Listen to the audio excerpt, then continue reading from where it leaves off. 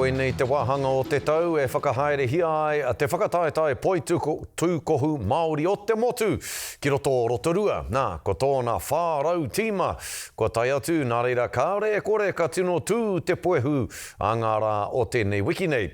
Hei tā Harata Brown, ko tahuria poitūkohu Aotearoa ki te tautoko i te tōna mana Māori i tēnei tau nei, kia tahuria ke tātou. Ko te tāmokotanga. Ko taku ki taurangi kia rāhiri kia mau ai hoki ki ngā ture. E mana ai te hononga o te uepu matua o Aotearoa. E hononga me ki te whakaro kotai. Hei whakariti ai te huarahi ki mua, moana mātou nei tamariki, moko pona, kei tā haere, me ki te Silver Fern, ne? Kia whanau ki te ao, me ki te iwi Māori. Kia hono atu ki ngā iwi takatake o Ahitreia, o Amerika, o Mautere hoki. Kia kau e tēnei kaupapa. Me ki kia whakatūwhera tia te ao, kia tātou tamariki mokopuna. Ko tēnei te tau, te kaumārua, kua tū tēnei tōna mana, a tai mai ana ngā kārangatanga maha o te motu. Kei te tākaro tonu au.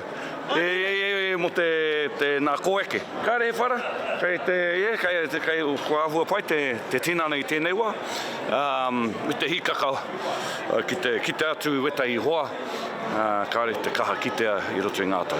Mana Oriti Agreement, we've been formalising a relationship that we've had for a couple of years now. We've realised that by formalising it, it commits Basketball New Zealand to bring resources, staff, and also open up other opportunities for Māori basketball. Because we all know if we make Māori strong, it's going to be good for Aotearoa as well.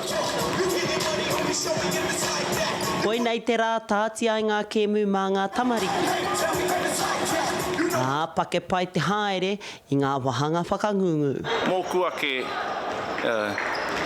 anei rā, ko te rā tuatahi, kia kite a tātou tamariki mokopuna e whakataite ana i rungi te hari me te koa. Tērā noi ho, nā te mea, kei a rātau, ne, ngā moe a moa popo, ko te hiehia, kia kitea, te maia, te pakari, o roto i a rātau.